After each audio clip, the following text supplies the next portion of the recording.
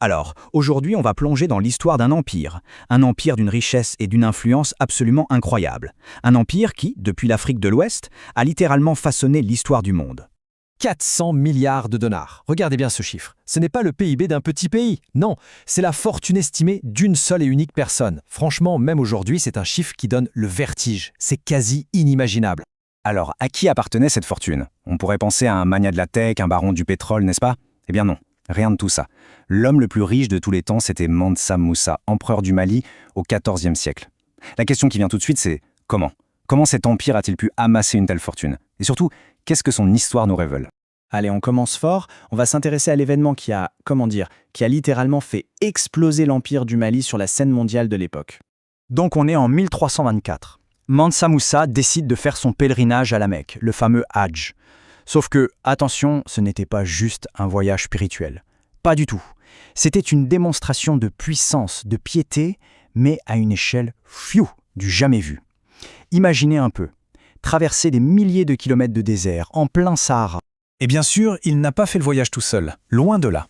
On parle d'une caravane de 60 000 personnes, des soldats, des fonctionnaires et oui aussi 12 000 esclaves. C'était plus qu'une caravane en fait, c'était une véritable ville en mouvement qui serpentait à travers les dunes.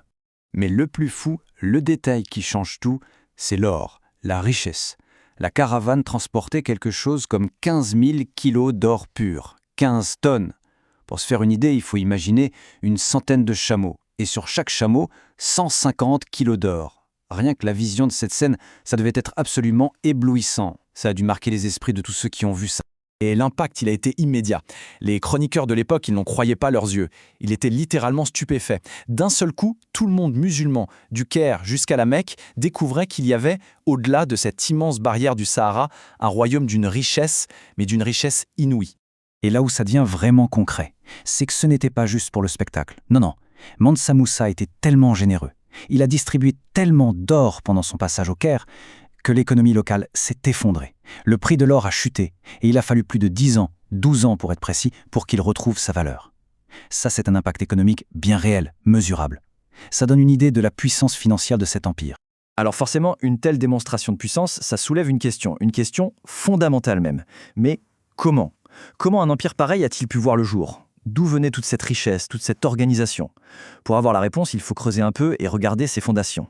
Et quand on compare, c'est assez saisissant. Il faut se remettre dans le contexte. On est au XIIIe siècle. L'Europe, à ce moment-là, c'est le plein système féodal, un territoire complètement morcelé, des guerres constantes entre petits seigneurs, et pendant ce temps, en Afrique de l'Ouest, l'Empire du Mali est déjà un État solide, centralisé, bien structuré.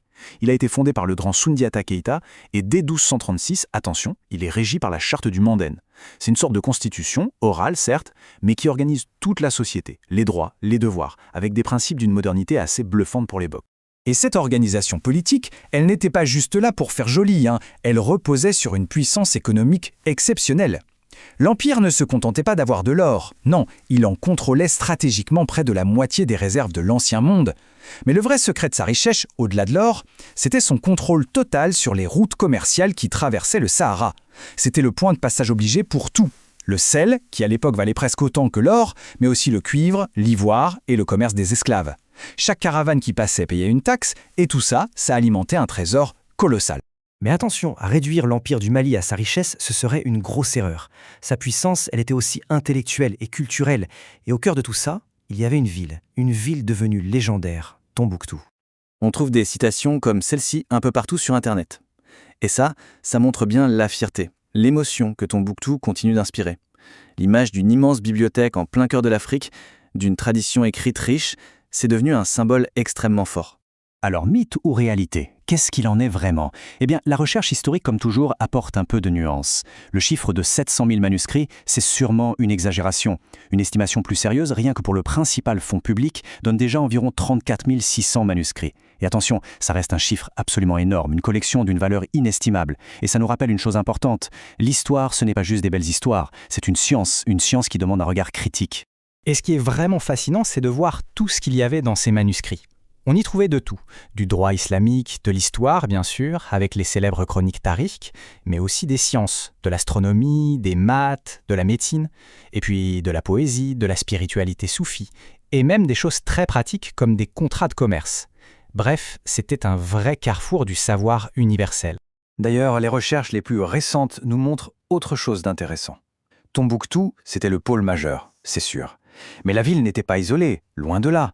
Elle était en fait la pièce maîtresse d'un immense réseau de savoir qui s'étendait à d'autres villes et même, c'est incroyable, à des écoles nomades, des écoles sous la tente en plein désert. Le savoir n'était pas statique, il circulait, il était vivant, dynamique. Alors on pourrait se dire, tout ça c'est de l'histoire ancienne. Mais pourquoi est-ce que c'est si important d'en parler aujourd'hui? Eh bien tout simplement parce que cet héritage n'est pas mort. Il est bien vivant et il a encore beaucoup de choses à nous dire. Il faut savoir que pendant très longtemps, des siècles même, la pensée dominante en Occident, c'était un peu celle du philosophe Hegel. En gros, l'idée, c'était que l'Afrique n'avait pas vraiment d'histoire, qu'elle était restée bloquée, figée dans un état primitif. Et cette idée très pratique a servi de justification à la colonisation et a tout simplement rayé de la carte des pans entiers de l'histoire de l'humanité. Eh bien, l'histoire de l'Empire du Mali, c'est justement la réponse la plus parfaite, la plus éclatante à cette vision complètement fausse. On a un État super structuré quand l'Europe est en morceaux. On a une puissance économique qui peut faire vaciller les marchés mondiaux. On a des centres de savoir qui rayonnent dans tout le monde musulman. C'est la preuve par les faits que l'histoire africaine est d'une richesse et d'une complexité incroyables, que ce soit sur le plan politique, économique ou intellectuel. Et cet héritage, on peut même le toucher. Il n'est pas juste dans les livres, il est là, bâti dans la terre elle-même.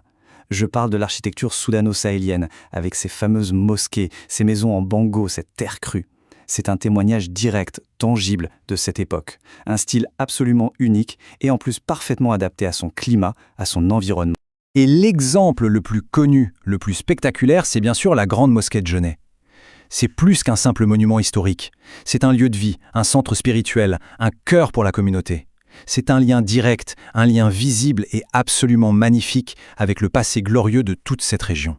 Au final, toute cette histoire de l'Empire du Mali nous laisse avec une question vraiment essentielle pour aujourd'hui. Comment on fait aujourd'hui pour raconter cette histoire? Comment naviguer entre les mythes qui sont très puissants, les faits que la recherche nous apporte, et puis tous les enjeux actuels, les enjeux de conservation, de géopolitique? Préserver et transmettre cet héritage, ce n'est pas juste un défi pour le Mali, c'est un défi crucial pour nous tous, pour le monde entier.